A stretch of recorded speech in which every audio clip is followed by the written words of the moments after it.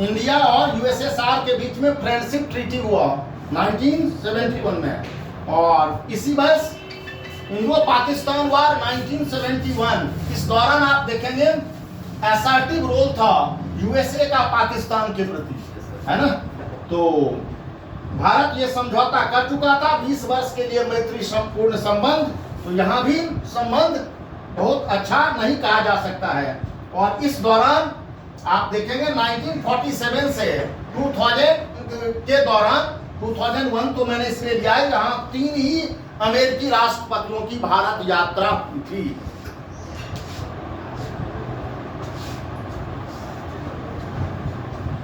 Three presidential visit in India. 3 presidential visit, US presidential visit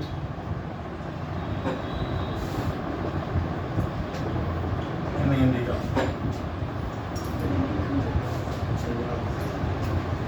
पहले president जो भारत आए थे आइजनहावर थे। ये सभी क्वेश्चन पूछ देता है प्रीलिम्स में। Why the first US president visited India? कौन आए थे? आइजनहावर।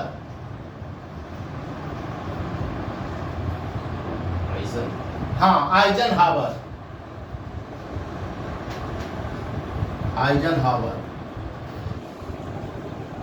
1959 में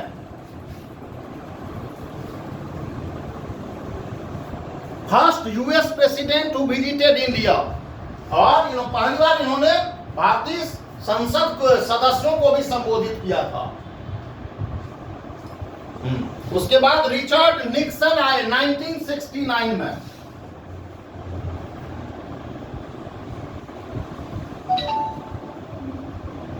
दरअसल पहले यूएस प्रेसिडेंशियल विजिट जो होता था वो केवल इंडिया को ही नहीं बल्कि साउथ एशिया के कई देशों की विजिट पर आते थे, तो उसमें इनका ट्रिप होता था। हाँ, तो रिचर्ड निक्सन। अब अगर ये रहेगा तो ये किसके समय काल में? नेहरू के समय काल में। आइजनहावर का जो विजिट हुआ था नेहरू के समय काल में। रिचर्ड निक्सन का विजिट इंदिरा गांधी के समय काल में, एक से कम नहीं। और तीसरा जो प्रेसिडेंशियल विजिट था वो जिमी कार्टर 1978 में। इस समय नॉन कांग्रेस गवर्नमेंट जनता पार्टी की सरकार थी मोरारजी देसाई की, है ना। मोरारजी देसाई के समय काल में आए थे।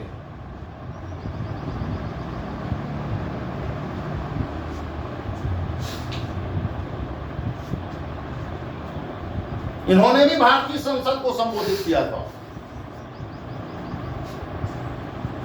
अतः 1971 वॉर के पश्चात अब देखेंगे पहली गैर कांग्रेसी सरकार मोरारजी देसाई के नेतृत्व में इसके समय काल में। इसके 2000 तक कोई भी प्रेसिडेंट इसके बाद नहीं आए।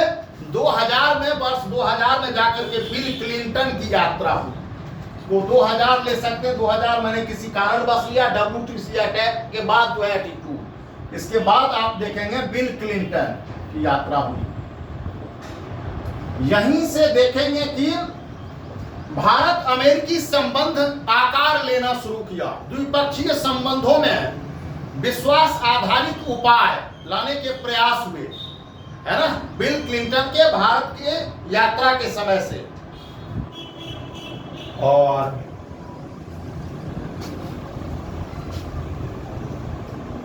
George W. बुश ये वर्ष 2000 में। बुश की यात्रा 2006 में। फिर बराक ओबामा 2 बार आए, 2 बार कब?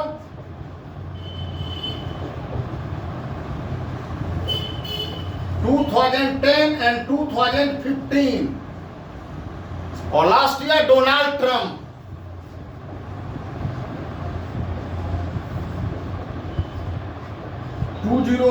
नमस्ते ट्रंप। उधर हाउडी मोदी नहीं, हाँ हाउडी मोदी, तो इधर नमस्ते ट्रंप। कहां से है? हाँ, मोहम्मद से। देखिए फ्रीक्वेंसी भी बढ़ी इससे, और ट्रस्ट बिल्डिंग है ना, मेजर्स, कॉन्फिडेंस बिल्डिंग मेजर्स भी। कारण क्या था यहाँ? दूरी का। शीत युद्ध के समय काल में, है ना, तो शीत युद्ध के समय काल में भारत अमेरिकी संबंध कैसे, अगर ये इंडियन फॉरेन पॉलिसी जो था वो टिल्टेड था टू यूएसएसआर, तो इसके कई सारे कारण भी थे, है ना। उधर पाकिस्तान के साथ, तो इधर भारत यूएसएसआर के साथ। और ये 1971 के युद्ध के दौरान दिखाई भी देता है फ्रेंडशिप ट्रीटी के अंतर्गत। तो लंबे समय काल तक कोई यात्रा नहीं हुई जिमी कार्टर के पश्चात।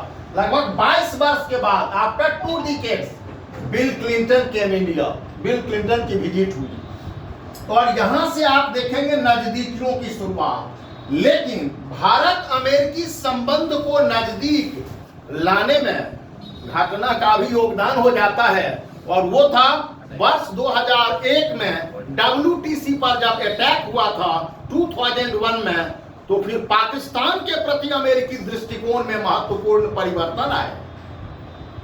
पहले पाकिस्तान के प्रति दृष्टिकोण, आतंकवाद के प्रति दृष्टिकोण अलग था, और जब WTC पर अटैक हुआ तो उससे कन्वर्जेंस की स्थिति बनी, है ना। तो कैसे कन्वर्जेंस की स्थिति बनी?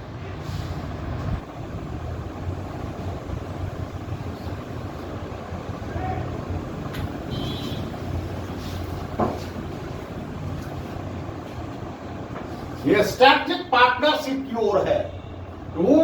स्ट्रैटेजिक पार्टनरशिप,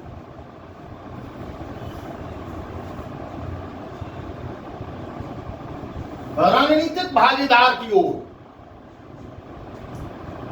तो इसको परिवर्तन लाने में आप देखेंगे WTC attack by al Qaeda, WTC 2001 में वर्ल्ड ट्रेड सेंटर पर अलकायदा के द्वारा हमला, और इस हमले के पश्चात आप देखेंगे अलकायदा के आतंकवादी ठिकानों को तबाह करने के लिए, है ना, सहयोग की तलाश, और तब फिर आतंकवाद के समान स्रोत के रूप में, common source of terrorism, America को समझ में आया कि आतंकवाद क्या होती है। तो in some context common source of terrorism,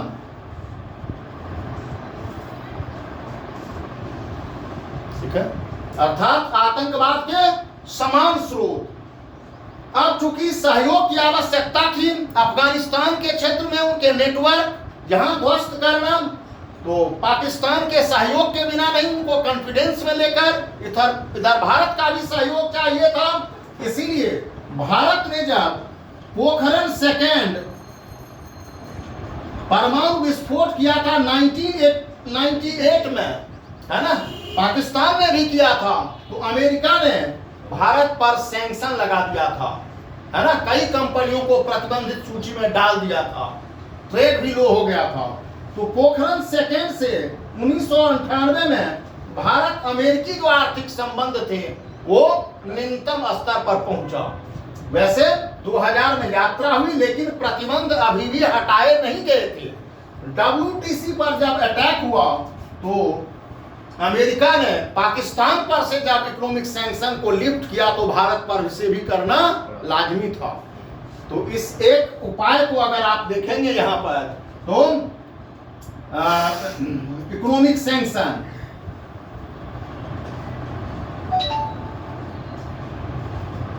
lifted India, Bharat पर से आर्थिक प्रतिबंध को उठा लिया गया, पाकिस्तान और भारत दोनों से उठा लिया गया इस संबंधों को।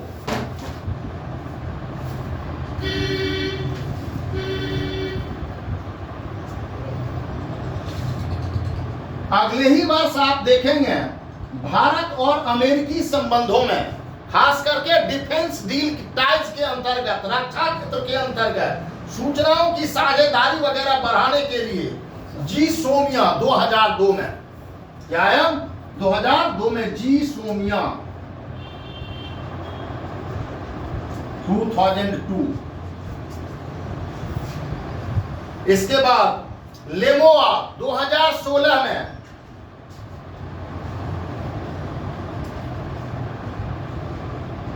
इंडो यूएस न्यूक्लियर एग्रीमेंट को ले सकते हैं आप, इंडो यूएस न्यूक्लियर एग्रीमेंट 2006-8,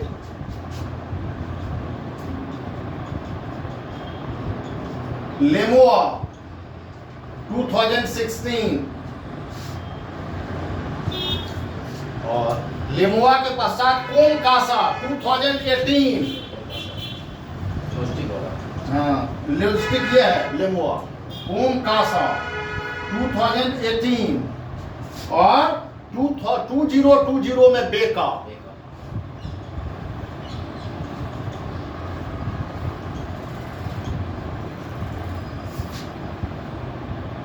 और इसी वर्ष आप देखेंगे 2+2 टॉक भी इनिशिएट किया गया था 2018 में, 2+2 टॉक भी इनिशिएट किया गया था। तो ये कॉन्फिडेंस बिल्डिंग मेजर्स के अंतर्गत है ना। तो कैसे नजदीक आया है, और भी इसके ये है, जैसे अभी क्वाड, आज ही आप देखेंगे क्वाड का वर्चुअल समिट, है ना।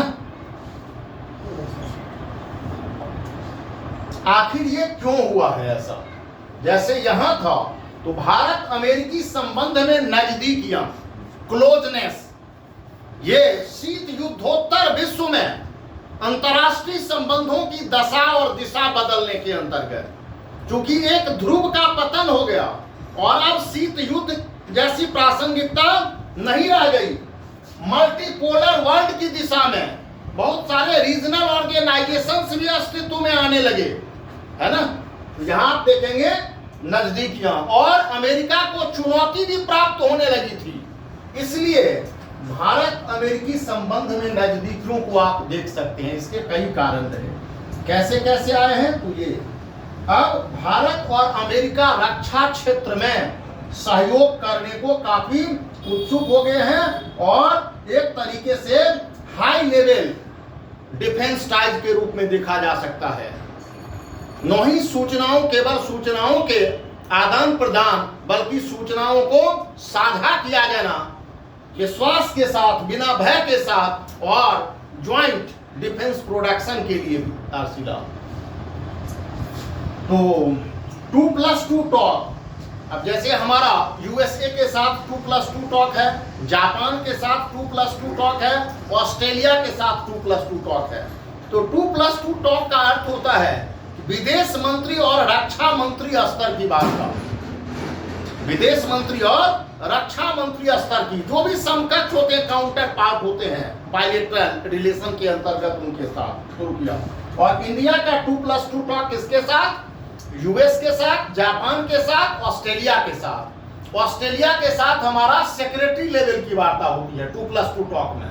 इंडिया और यूएस और जापान के साथ मिनिस्टेरियल लेवल की होती है। ये अब साथ में ऐसे लिखेंगे, जैसे क्वाड, कई सारे ऐसे हैं। तो ये तो समझौते हैं, कई एमओयूज पर साइन किए गए हैं, मेमोरेंडम ऑफ अंडरस्टैंडिंग के अंतर्गत साइन किए गए हैं, जिससे नजदीकियों को के अंतर्गत देखा जा सकता है। कृषि क्षेत्र में भी देख सकते हैं समझौता। लेकिन अभी भी देखेंगे जो संबंधों के अंतर्गत यहाँ आए हैं, लेकिन अलग अलग क्षेत्रों में क्लैश ऑफ इंटरेस्ट है, जो समय समय पर आते रहते हैं चीजों को।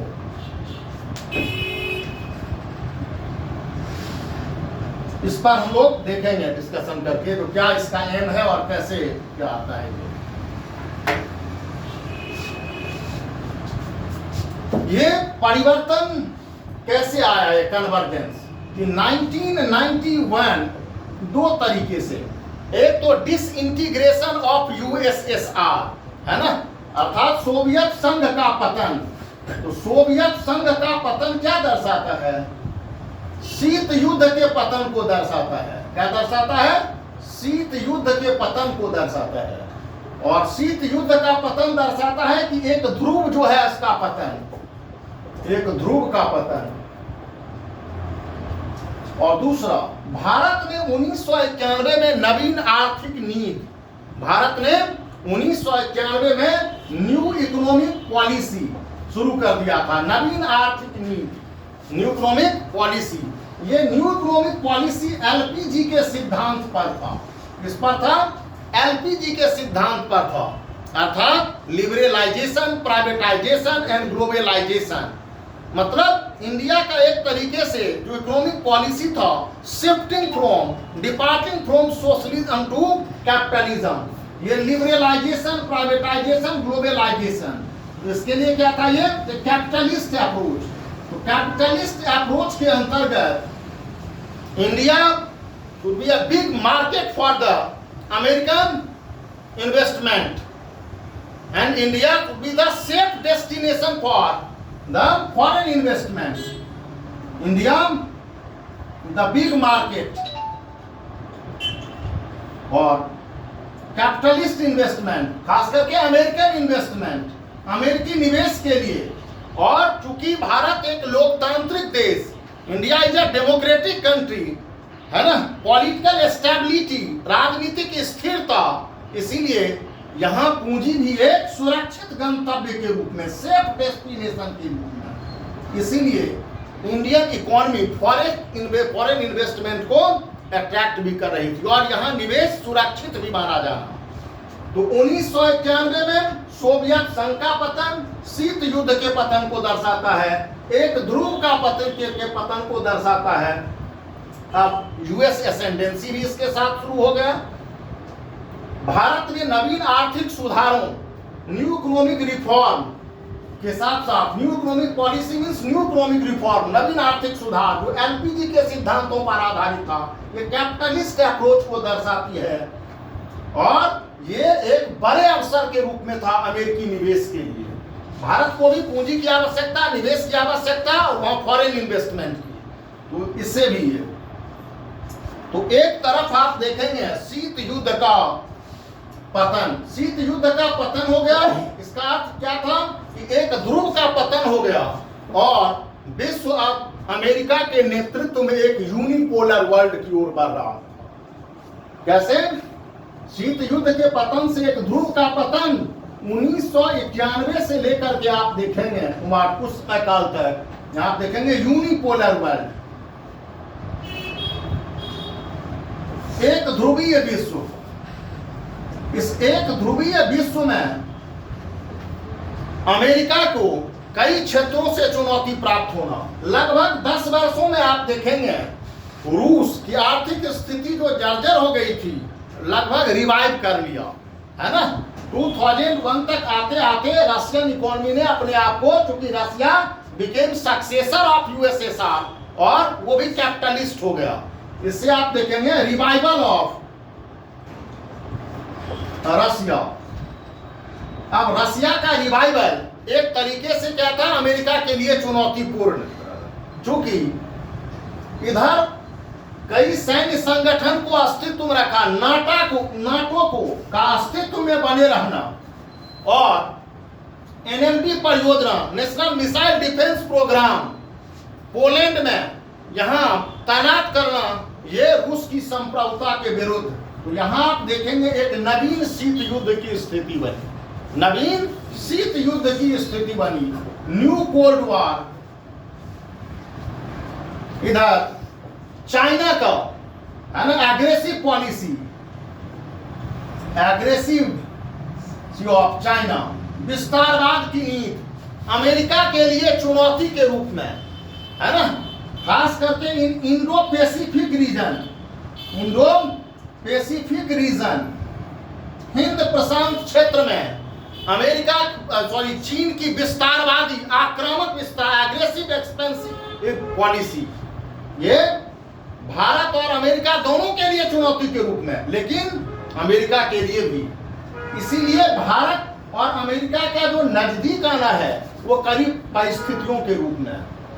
यहां आप देखेंगे कि ईस्ट चाइना सी, पूर्वी चीन सागर, चाइना और जापान के बीच में विवाद, डिस्प्यूट, और चीन और जापान के बीच अगर विवाद की स्थिति है तो संघर्ष की स्थिति में अमेरिकी, चूंकि जापान की सुरक्षा का जिम्मा अमेरिका के पास में।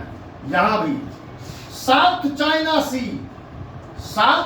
सी, यहां से ऊर्जा मार्ग, व्यापार, और साउथ चाइना सी पर अमेरिकी आक्रामक नीति और अमेरिकी आक्रामक नीति के अंतर्गत आप देखेंगे साउथ चाइना सी में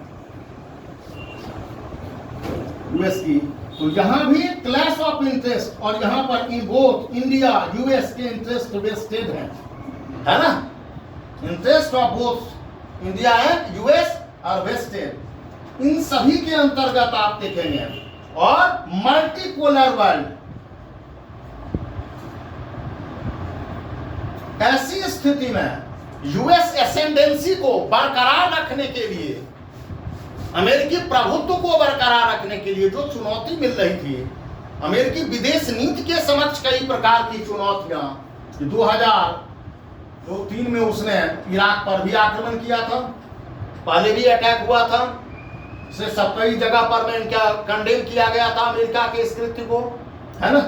तो अमेरिका को दक्षिण एशिया में एक ऐसे या विश्व के किसी एक क्षेत्र में ऐसे सहयोगी की तलाश जो लोकतांत्रिक हो और अमेरिका को विश्वस्त सहयोगी भी मिल सके। इसीलिए अमेरिका और भारत नजदीक भी आया, क्योंकि कुछ आयामों के अंतर्गत उनकी चुनौती साझी रही है।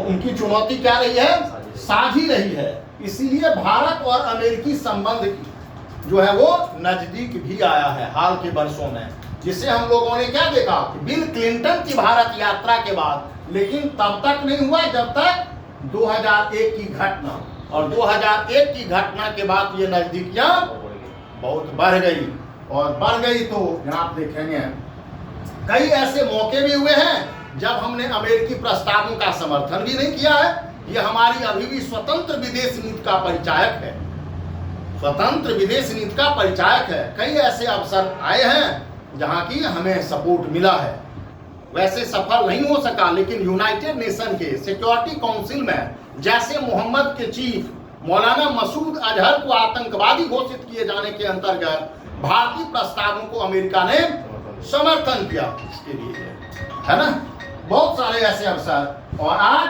भारत अमेरिका जो संबंध है वो कई अहम बिंदुओं पर पहुंच चुका है, विश्वास आधारित उपायों में पहुंच चुका है, क्योंकि पहले तो डिफेंस नहीं था अरे यहाँ, और इंडिया का जो डिफेंस डील या टाई अप था वो केवल यूएसएसआर के साथ या और कंट्री के साथ, तो इंडिया यूएसएसआर के साथ था।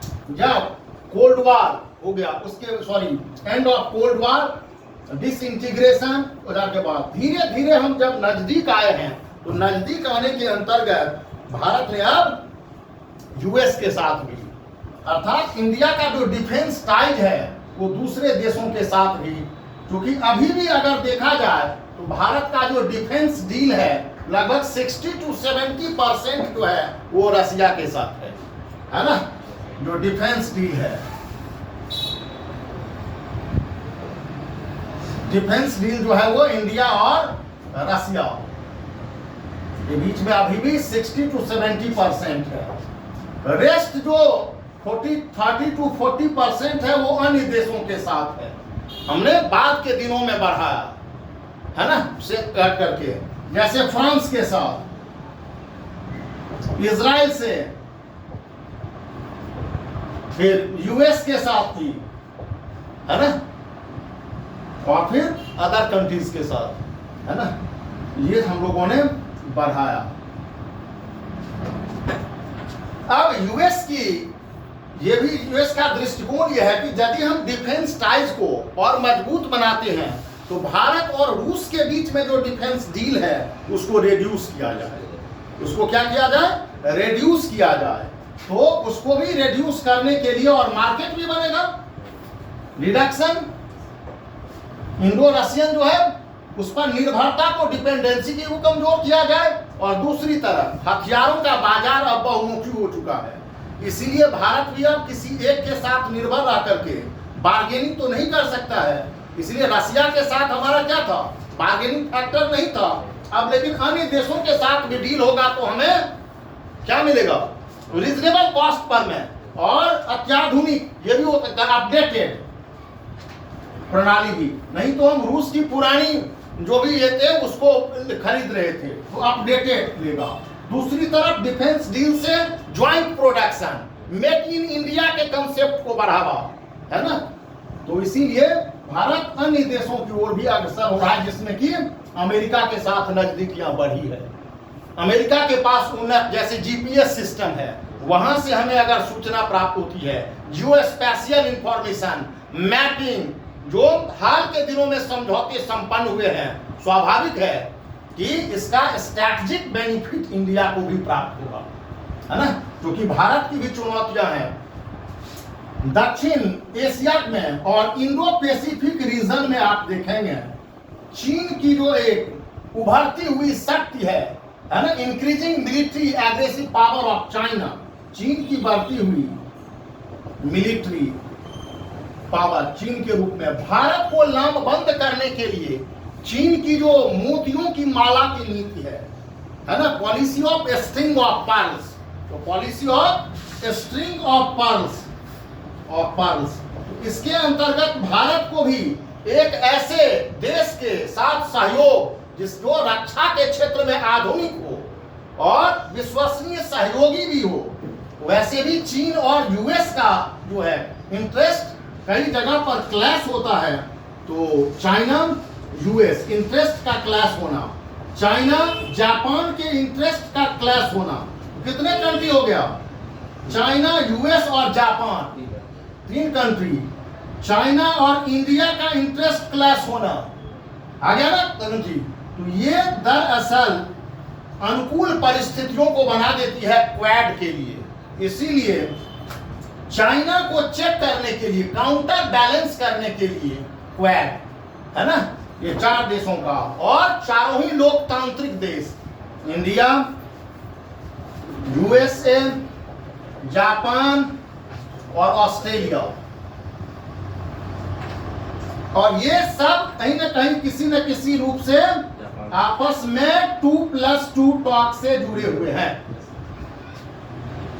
समझिए, 2+2 टॉक से, 2+2 टॉक दर्शाता है विदेश मंत्री स्तर की और रक्षा मंत्री स्तर की या सेक्रेटरी लेवल की है।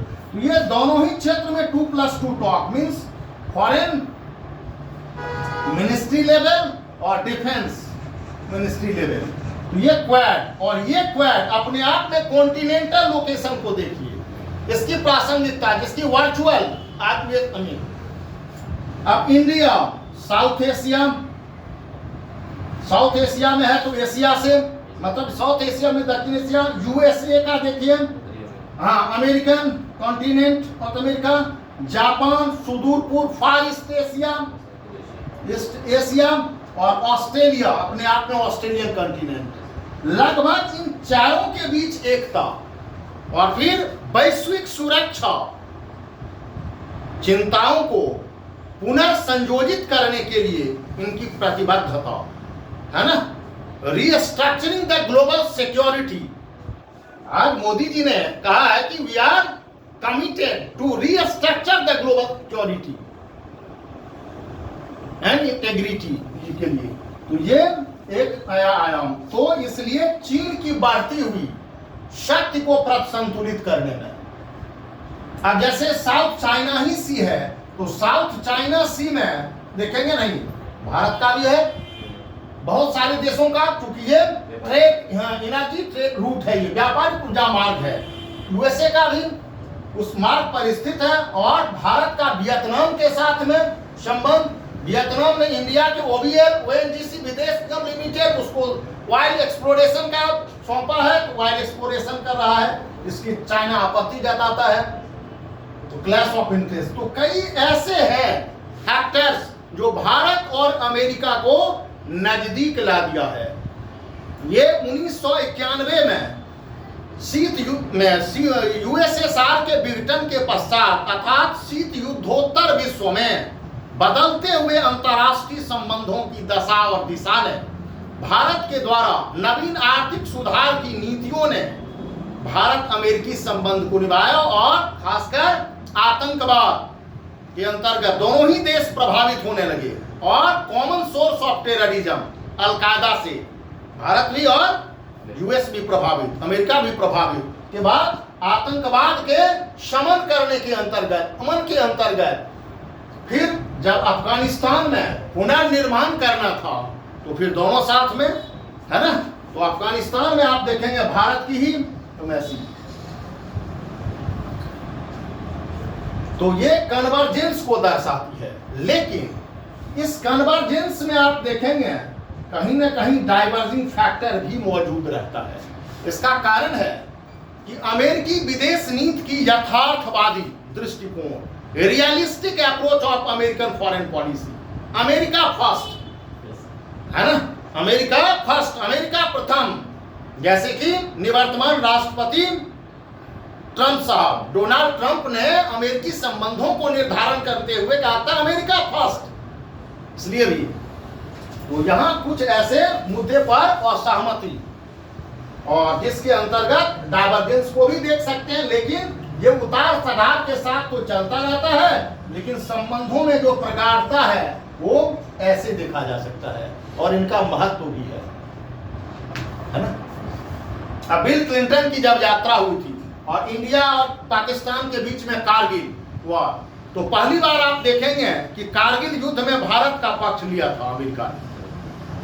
कारगिल युद्ध में भारत का पक्ष लिया था और जैसे ही समाप्ति का था नवाज शरीफ चीन